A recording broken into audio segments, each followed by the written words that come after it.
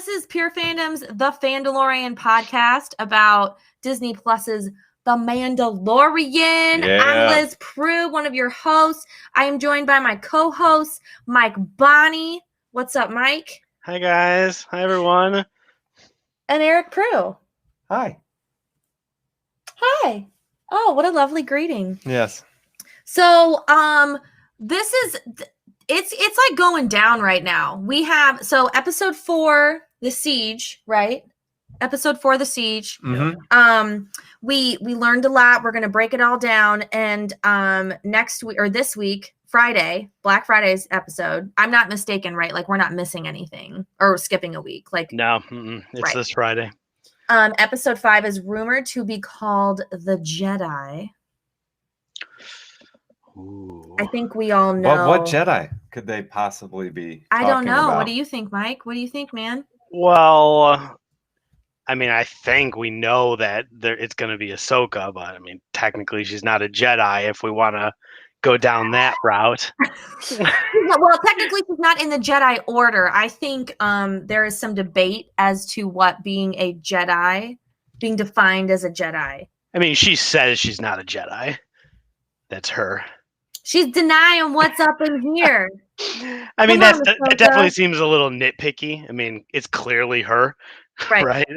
But I mean, like, so the entire lead up to the last episode, Liz and I were like, "Are we going to see her? What's going to happen?"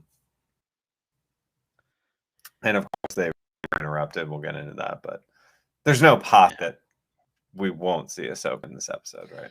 Well, I also think that what if it's like a play on how Ahsoka feels about being a Jedi, and that's why they call it the Jedi. Like, what if Mando was like, no, because remember he was like, my duty is to do this, and we were reminded of that in the last episode where he was telling the Mandalorians like, first off, put your helmet back on. Secondly, I have a duty, and it's not to whatever y'all got going on. Like, it's to this little baby, and I have to deliver this child to the Jedi. So if she's like, I'm not a Jedi anymore, get that baby Yoda away from me, I could see him being like, oh, no. Like, I don't care what you call yourself. Right? You got lightsabers. You're taking care of this damn baby. Okay. I've been quarantined with this child. Like, it'll be very relatable to parents, this Friday's episode, I think. Yes. I'm very excited. Me too. So have we not talked about, is it 2 episodes? Are we 2 episodes behind? We are. Yes. Missed last week. Unfortunately, Real Jobs called. I know. On our side. I know. Sorry. We had it was a rough Real week jobs. last week. So we're really looking forward to this. Looking forward to this tonight. Sorry, I'm letting everyone know in the chat too. We'll give away a Baby Yoda doll if you guys participate in the little chats with us. Let us know what's up. Free stuff. I love free stuff. I know. Me too. Right? We'll just gift it to ourselves if if no one participates in the chat. Oh, suddenly we've bumped in viewers. Interesting. They heard free and they heard Baby Yoda, and that's all. Oh man. Mm-hmm. Well, Baby Yoda would love Thanksgiving. I'll tell you that much. That is one hungry little kid. When you're 50 years old, I mean, you're gonna want to eat everything you can eat too. Oh God. Well, should we quickly recap the episode 3? Yeah, let's recap what happened in episode 3, and we might get it mushed together with episode 2, only because I know that we recapped episode 1 and 2 in our first podcast, but I feel like they're still kind of mushing together for me. So let's give so what happened. Obviously the episode ended with that amazing scene of Moff Gideon, but like you guys give us a quick recap. Like, what happened that we need to be aware of for this week in last week's episode? Yeah, I think the 3rd episode, I mean, was probably the more important of the 2, right? Like, he goes on his little sea voyage in his hunt for more Mandalorians, gets tricked into almost getting killed so that they can steal his armor. And then because of that, cool, by the way, I really liked that they were like sea, like like I feel like it's really hard to make like creatures of the sea look badass. You know, well, I mean, not hard, but you know, they're always kind of looked at as like lame, like in Game of Thrones, like what's his face? We've already forgotten. Oh God, the Iron Islands. Iron Islands people, yeah, like they're yeah. like meh. I thought those pirate guys were. I thought that was kind of badass. Mm-hmm. Yeah, I mean, it was really cool. Like that whole episode was just really cool. Like that planet, like that water, kind of a water planet is just different, right? Than sort of what we're used to. I mean, we see lots of sand in Star Wars. We see lots of ice in Star Wars. Like you don't really see like a full on water planet like that as often. Right. And then, I mean, the big thing, you know, he's about to die or whatever, and 3 more Mandalorians just sort of drop out of the sky to save him, and like true proper Mandalorians. Which it's funny, we were watching the episode and you know, it's such a cool scene, like they're fighting and like you see the Mandalorians, and I got super excited, and then I recognized the sort of design of the helmet for Bo-Katan, who I loved in Clone Wars and in Rebels, and it's just like, oh my God, that's Bo-Katan. Meg's like, yeah, okay. You were really excited about it. Yeah, I was really excited about it, and like, fun fact, it's the voice actress that plays the character. So like, that's awesome. I didn't realize that. That's amazing because she's from Battlestar. Yeah. So really cool that she got to play the live version of the character too. So I love it. They're bringing it full circle. It's a beautiful thing. Well, and it's like I think we've said this a lot last year too. This series, to me, they're just like leaning into what the fans want. You know, like they're kind of like rip up whatever the heck was happening before. We're just gonna bring the people what they want. Yeah, pretty much. I know, it's the best. Which is great. It's like the best thing Star Wars has ever done. The Mandalorian. It really is. I think I wanted to get your thoughts, leaning on your Star Wars wisdom, because we were talking a lot about last year we did an episode on Mandalore, the Mandalorians, how there are different they're not tribes, what do they call? Clans. Yeah, different or houses, clans. Yes. Remind us why she needs the Darksaber. It technically belongs to her because it belongs to the planet of Mandalore, correct? Yeah. And he stole it. And the last time we saw the Darksaber, she holds it in Star Wars Rebels.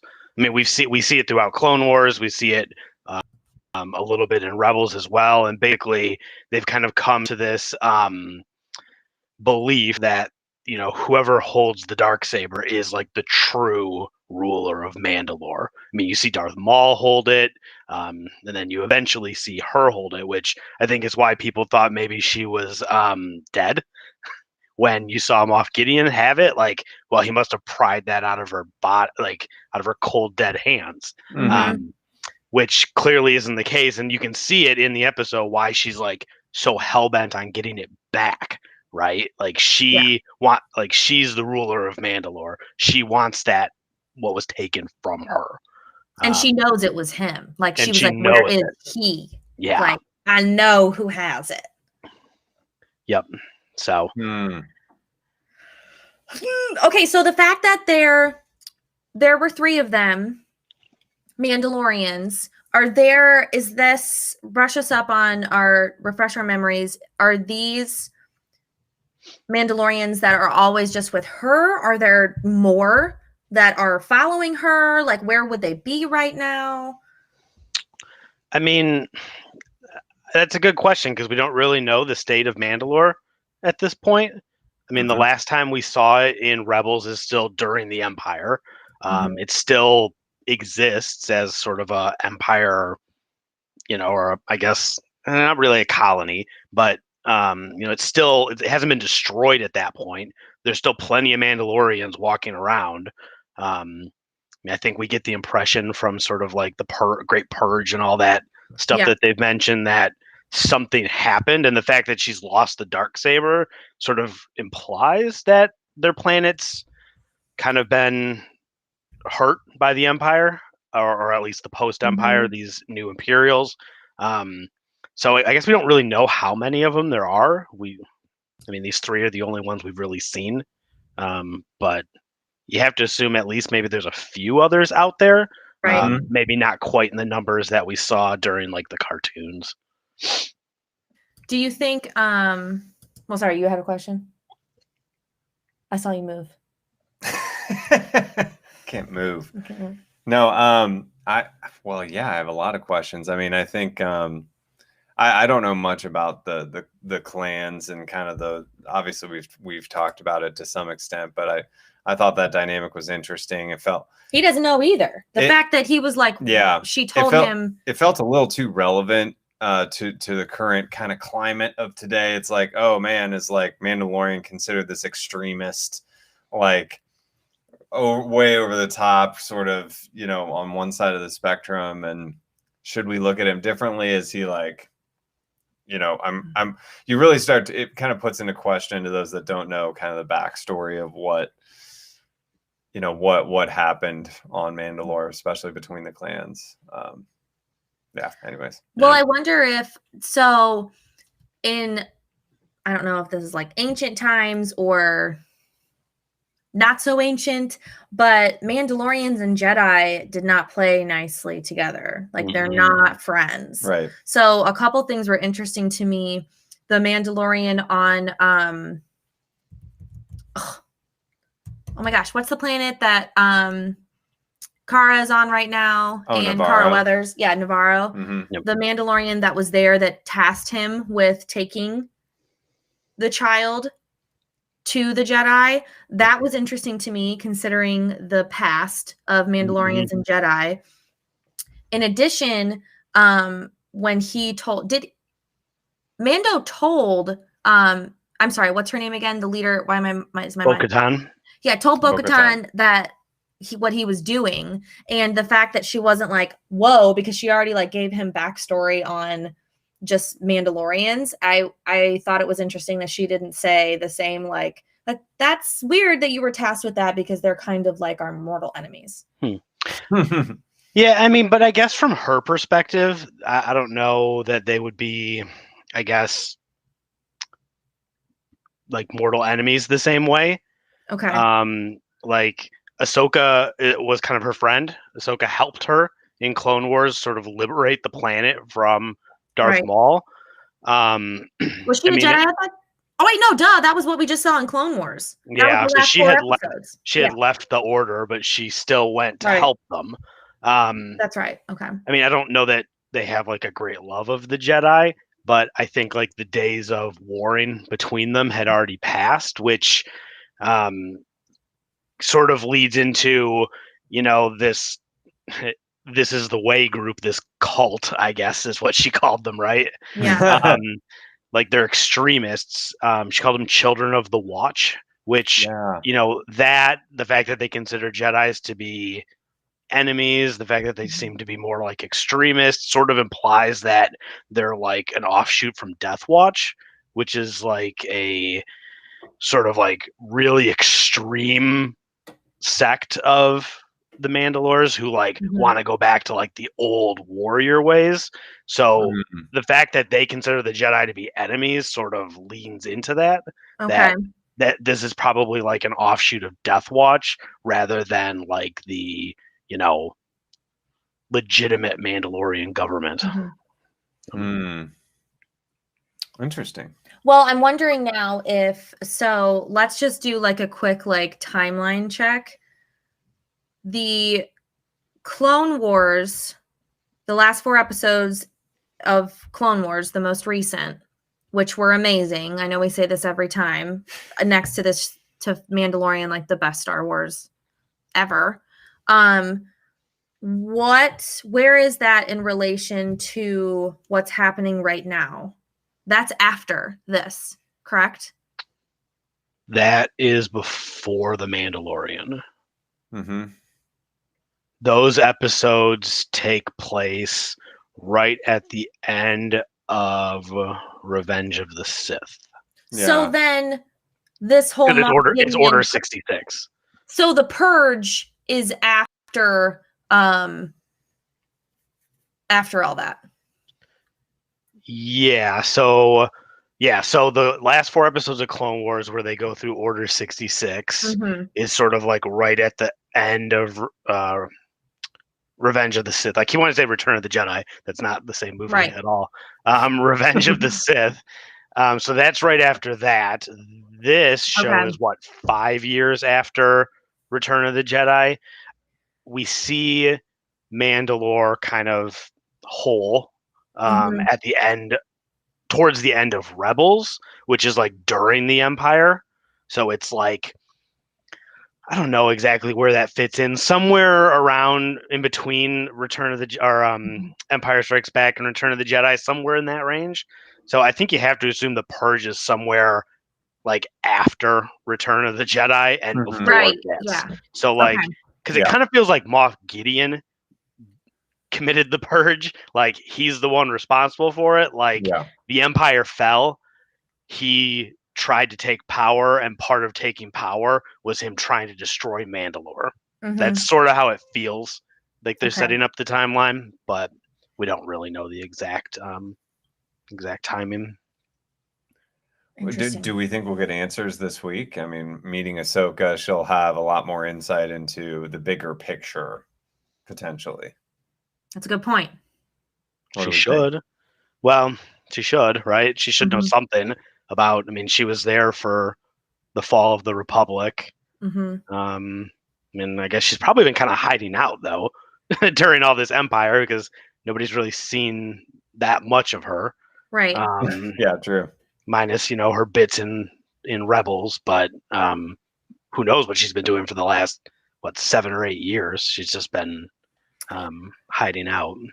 Well, and so is this technically canon with what happened in the most recent movie trilogy? Because we hear her voice speaking to Ben Solo. Spoiler alert, it's been long enough for episode 9. I don't care.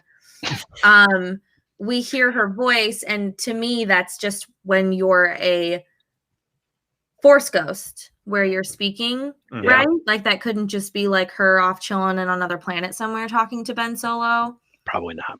So, though in this trilogy, we realized you could do that with what Luke did across planets and projecting himself, and so it got weird. Well, maybe she might be dead.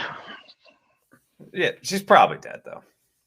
Well, I don't know if you can like do that whole, hologram thing. I mean, why not? You're right. I mean, I don't know how long her species lives. Like, she must be pretty old by the time the new trilogy starts, because it's 30 years since. Oh yeah, that's right. Yeah, but Jedi. She's probably around 30, younger than 30 right now. So she wouldn't even be like 60 by the time episode 9 showed up, right? Yeah, that's probably right. She's probably like, I mean, she's got to be old. The rest of them are old. I mean, she's got to be older than Luke when he takes down the Empire.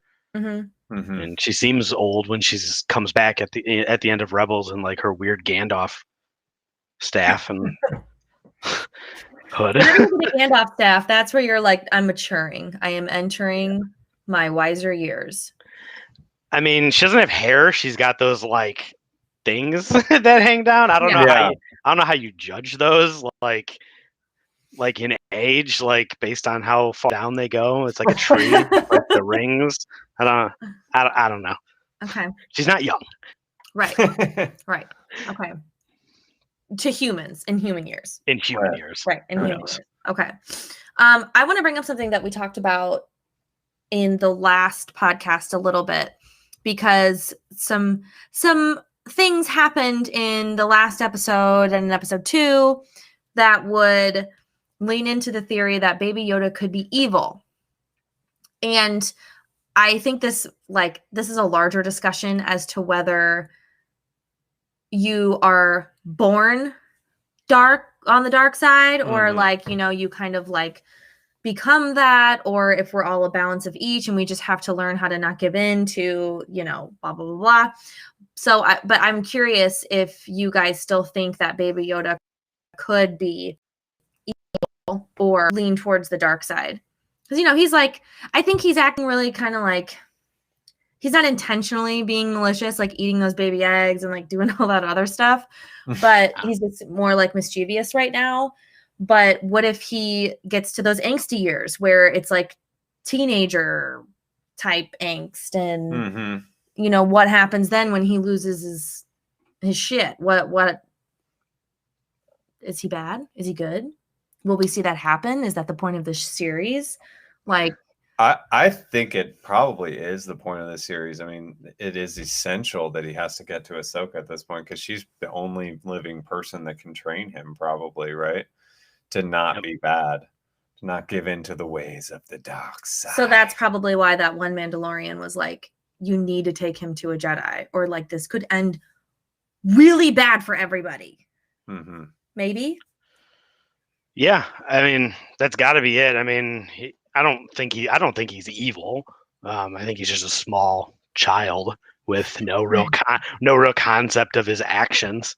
He doesn't seem good or bad. He just seems like a baby, right? But I mean, it depends on his teacher, right? Like Ahsoka teaching him, yeah, he's gonna get a lot of really good lessons. No teacher at all, yeah, I don't know what he's gonna do. Something horrible, and we know he's super powerful because we did learn in this episode about his blood M count. Oh man, yeah.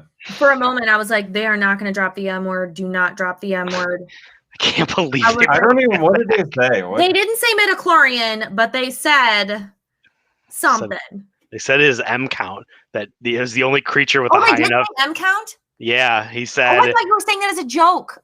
No, it was in that. It was with that doctor in the transmission or whatever. Yeah, and he said that they won't find another creature with a high enough M count in the blood, and it's like I just like groaned a little bit, like they brought that back, like oh no, like that's what we're doing. And then I was like, you know what? It's okay as long as we're not going to do like trade federations and things like that. I think we'll be okay with like one relic of the prequels. I know. I was like, I'm just going to pretend that didn't happen. I mean, I think we all assumed that that's what they were doing, is that they were doing experiments because he was super powerful in the Force, but like they didn't have to say the word. I know. It's very George Lucas. But you know what? Good. Jon Favreau was like, I'm going to do it. And they're like, no, don't. He's like, I'm going to do it. I'm going to do it. And then last minute, he like let that cut be the final cut. I mean, at this point, who are we to question them, I guess? Oh, I know. I know. They probably cut multiple endings, and he was like, I'm going to drop in the one with the M count. Heck yeah, he is. Yeah. Okay, so let's talk about, clearly, so Moff Gideon was like, I'm going to test all this M count business on other people until it works. And I'm assuming he would then inject himself because he has the Darksaber. We don't know if he's Force sensitive, but otherwise, like, why would you be doing these experiments? Because he's like your typical selfish, bad guy. Or build an army. Force sensitive army. Both. Yep. So then those were Death Troopers at the end of episode 3 or 4, right? We're not crazy? That's what it looked like. Yeah, they looked badass, though. I tell you that much. I was like, oh, damn. But I mean, I'm imagining, like they're going to use that blood to inject into those Death Troopers, and he's going to take back everything he lost, Yeah. So then what do you think? What's his end game? Clearly, it's to take over the galaxy, whatever. But like, is he wanting revenge? Like you said, something, take back everything he lost. Like what is his motive here? I wonder if there's another story, like, is there something else that happened to him other than falling from grace with the Empire and, trying to build that back up? I don't know. That's a good question. Like, is it just him filling the power vacuum of like the fallen empire? I mean, that's all they've really said about his motives. Or does he have something more personal to it? Right. I kind of hope that he does have a more personal motive behind it. Just be more interesting, more depth to the character, right? That he has some. I mean, maybe he's got some grudge against Mandalore. Like, I mean, I'd love to see the reason why. Like, he's gone after them. Why he's stolen the Darksaber? Like, why is he doing any of that? Exactly. Like, it just seems like you're making enemies at that point. Mm-hmm. So maybe he does. Honestly, now I think I've talked myself into it that he's got some type of personal Mandalorian grudge that he's trying to settle. But it's not gonna, I love it. It's not going to work. But yeah, and you wonder. So they've got the tracking beacon on what is it, the Razor Crest, and they're gonna find whatever planet he's going to, which I don't think we know yet, right? They said it, wherever Ahsoka was hiding out on. I don't remember the name, Trask or something like that, I think. Okay. So I'm wondering if Moff Gideon finds Ahsoka, if there's any history there. I mean, you got to wonder if they've ever crossed paths, especially with everything that went down on Mandalore during the Purge, if she ever came out of hiding to assist them or whatever. Well, if she was in, she's pretty high ranking. I mean, her master was none other than Anakin Skywalker. If he's as high ranking in the former Empire as he's portrayed to be, I would say they're probably at least aware of each other. Yeah. Yeah, I mean, he might think she's dead, I guess, if Vader thought she was dead. I'm sorry, aware who she is. Right. Yeah. Yeah. I mean, and it's a good point too about like if she came out of hiding, sort of post Rebels, because like we don't really know what she was doing after that time. Like she goes off on that quest to find Ezra at the end of Rebels. Like that's the last we ever really hear of her. So we don't know like what put her on this planet to hide. I mean, it feels like she would go to Mandalore's aid if called on. That's sort of her personality, and she'd done it in the past. So I wonder if they did have a run-in sort of during that time. I don't think he wants to run into her now, because he doesn't know how to use that Darksaber. Even if he does, she is gonna wipe the floor with him. Right. He could barely cut through that freaking TIE fighter with the fucking Darksaber. I'm so excited. I know. I can't wait to see lightsaber action. Yeah, on the screen. Well, to see her live lightsaber live action lightsaber action. Because her lightsabers are white. Is that right? Yeah. Yeah. They are now. Yeah. Yeah. They are now. Yeah. And she I wonder if, so we've had, to my knowledge, and there may be some like non-official photos or like screen captures or something out there. We have not seen any promo photos of Rosario Dawson in Ahsoka Tano garb.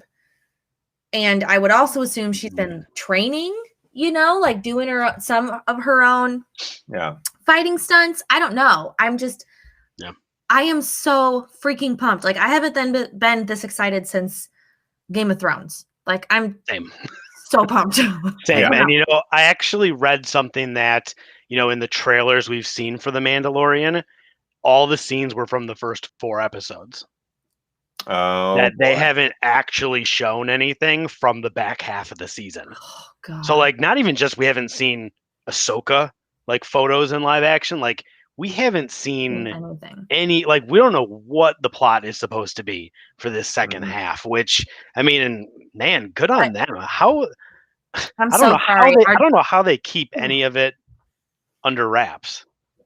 I'm so sorry. Both of our dogs are laying under us and they just let out the nastiest farts. It is like, I'm so sorry. Yep. This is so bad. And we're like surrounded by fabric for the podcast. Yeah. So, anyways, oh my god, terrible. It's hilarious. Yeah, I don't know. Anyways, They look happy though. happy. But yeah, I agree with how keep this under wraps. I wonder if the whole, because I'm assuming just with like some short math with editing and filming that some of this was filmed during COVID.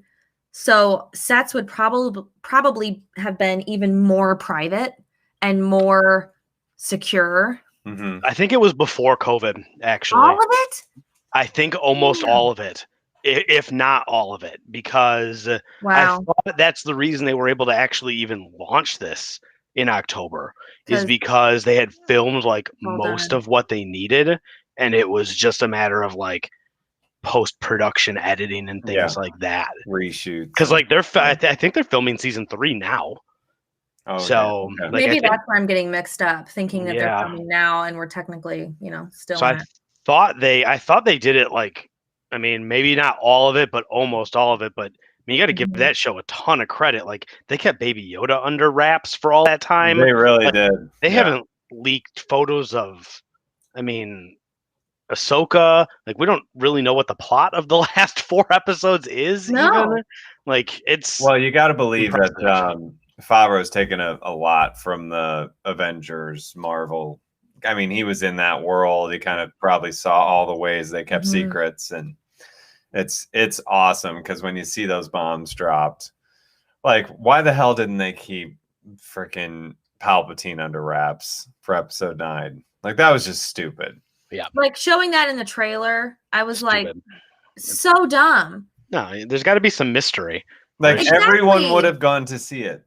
They didn't need to be like, oh, now you're going to see it because Palpatine's in it. It's like, just give us some sort of epic reveal. Like the Baby Yoda in episode 1, amazing. I remember how I felt watching that for the first time.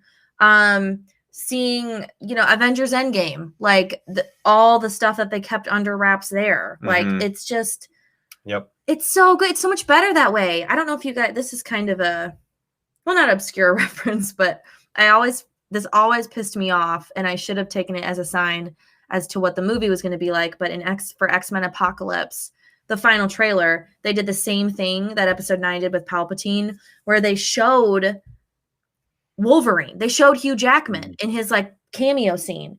And it was like this buildup, like horror buildup of like a monster is in this like steel bin. And it was like, he's punching your way through and you're like, oh my gosh, what is that? And then they showed that it was Wolverine. I'm like, why would you show me that? Terrible. I'm still going to go see the movie. Like, why would you show us that? And it was right after Days of Future Past, which is an incredible X-Men film. Awesome X-Men film. So it's not like episode 9 where it's riding the coattails of 8 and it was where fans were so divided. Yeah. It's still Star Wars. Like, people are going to go, like, it doesn't. We're going to see it. You could release no trailers for it, and people are going to pack the theaters. Yeah. Like, I don't know that there's that many people out there going, I'm not really sure about this Star Wars movie. Let me wait until I see the trailer. Like, I'm not really sure what that's doing for them. So I kind of appreciate that. I mean, we got one trailer for The Mandalorian, and it's all the scenes we've already seen so far. Like, I love it. The next month exciting. Yeah. Like, I think the only time I was okay with it was the Rogue One reveal, so the first Rogue One trailer, I don't know if you guys remember this, but it was, and I'm kind of a trailer whore, like, for the 2 people watching right now. I like like, if I could have my dream job outside of writing, Star Wars or whatever, it would be cutting trailers. It's so weird. Oh my God. I love it. I think it's awesome. It's so random. It's random and weird, but I friggin' love it. And in the first Rogue One trailer that came out, it had the, that oh yeah, the alarm. And like cut in where, like all the like dark side stuff, and it was just like, it was so sick. And then in the final trailer, they just showed the red background of Darth Vader's Sith temple, and then they just like showed his head turn, and it was like, oh hell yeah, like I am here for this. Like I was like, okay, sure. Like I was still gonna go see the movie. They actually had to package for that, though. I feel because everybody's a little like, Well, it was the first a Star Wars story one. Yeah, that was so awesome. It was, that was incredible. God, the last scene in that movie still terrifies me. I still have nightmares. So good. I want, like, that's what I think. That's the only. You know how a lot of people are like, why do something if we know what happens? Blah. We need Darth Vader, a Darth Vader movie. We do. Of him just being, I don't care if it's just an hour of those types of scenes. Do it. Let's go. I mean, I think all his comic book stuff, I think all he does is wreck shit. Like, oh yeah, you love the comic books. Yeah. Mm-hmm. So hey, pull from that. Right? Hell yeah. I'm okay with it. Yeah, I don't need like a, what are the stakes? I don't need character development for that. Like, I just want to see some badass Darth Vader fight scenes. That's all. Make it like a 35-minute movie. That's fine. That's fine. Everything's going straight to streaming now anyways. Where he just fights. Just goes through fighting. Yeah. Perfect. Exactly. Good, bad, doesn't matter. Yeah. Totally.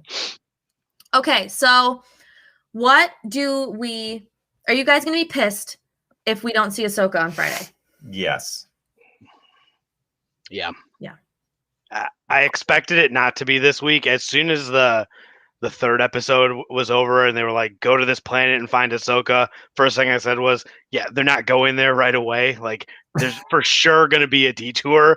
Mm-hmm. Like, they're all like, it just sets up, it's too easy, like, to just go from like major plot episode to major plot episode. Right. But this week, if you're going to call it the Jedi, like, he's got nowhere else to go. His ship is fixed.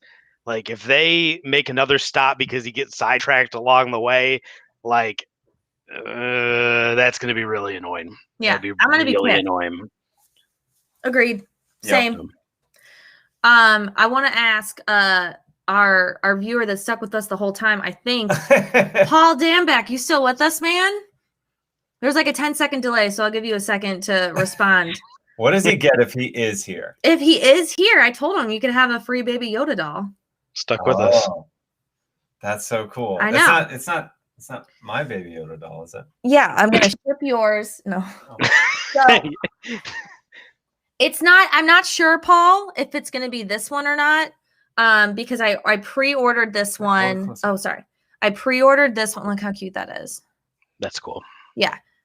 Like a while ago, and we just got it in the mail. Well, we got it in the mail like a month ago, but we ordered it like pre-COVID. Like, that's how far. I was about to say, like, as soon as the season. So I don't know. Here, we put that back for me. Thank you. I don't know if that's still like available, but whatever the Amazon has, we will get for you, Paul. And I'm not seeing this chat come through, Paul. You fell off, man. Oh man. You fell off. Okay, so who else is watching? Drop your name in here. Who wants to win a Baby Yoda? I mean, there's two of you watching, and one of them probably Mike's wife. So I don't know. She's Thanksgiving baking. I don't know if she's got time for my nonsense. Comment Baby Yoda if you want a Baby Yoda doll. First one wins. All right. And then you win. That's it. That's all you got to do. Wait, did that work? Oh, no, you got to show it. Oh, there we go. All right. Come on, guys. Comment Baby Yoda if you want a Baby Yoda doll. We'll give it to you. And then we'll start giving away more free stuff. It looks like someone's watching on Twitter right now and on Twitch. Come on, y'all. Who's doing it? Who wants to win? Baby Yoda doll. I'm keeping it. I don't care. Maybe they hate Baby Yoda. Totally normal. Ooh, we'll give you a Darth Maul one. There's got to be people out there that hate Baby Yoda.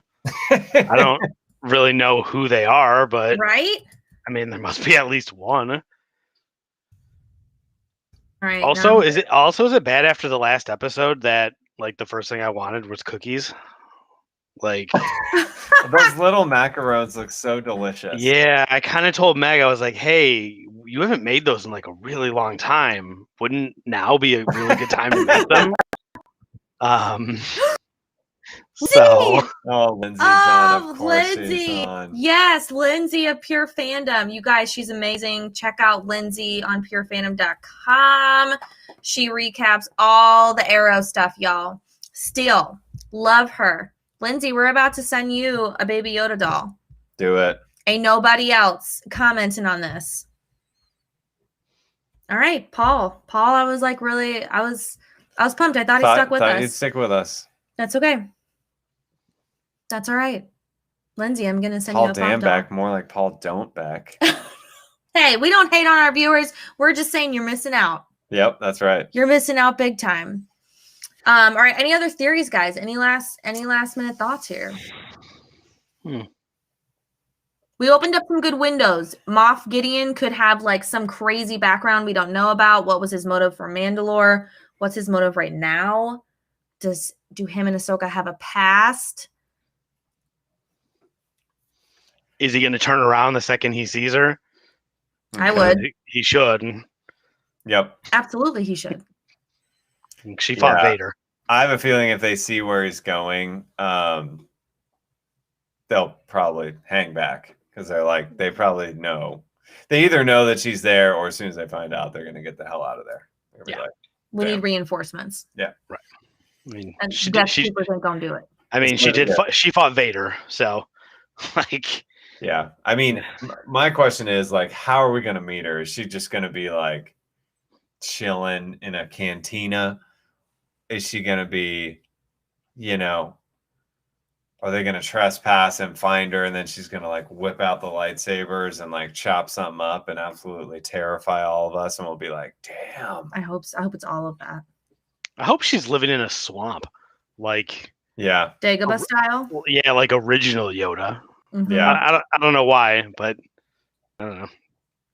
Because you want it and you deserve it. Yeah, because why not? Because why? Because I'm pretty sure that's what happens when old Jedi go into hiding. They move to the closest swamp they can find. Yeah. And get real weird. That's right. I hope she's like real snarky and sarcastic like Yoda was. Yeah. Curmudgeon. Oh yeah. Like over it all. Mm-hmm. I'm so pumped. I would rather like tomorrow, great Thanksgiving, but what I'm really grateful for is that Friday is after tomorrow and we get to watch Mandalorian. Yes.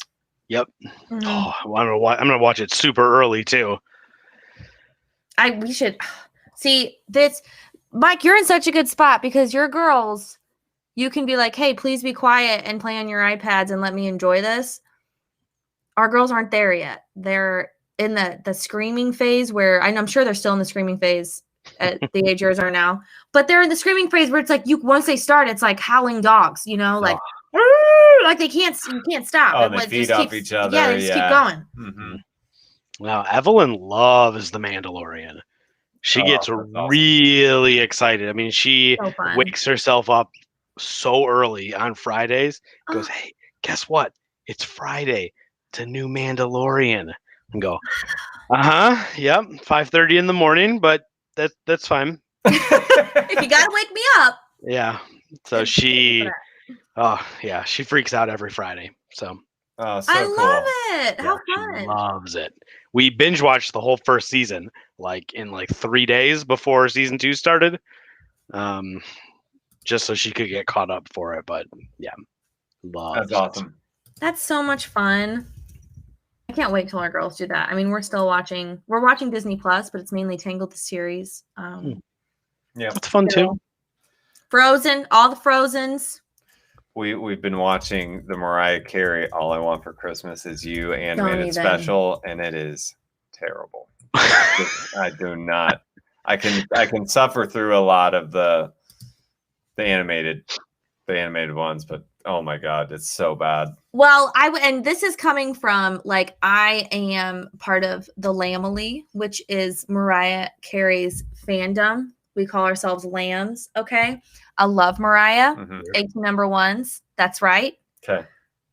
However, this film is an hour and 30 minutes long. An hour and 30 minutes long. Like this, and it's just about her like puppy, and it's like this needed to be 30 minutes. Oh, like yeah. Absolutely. A lot of money.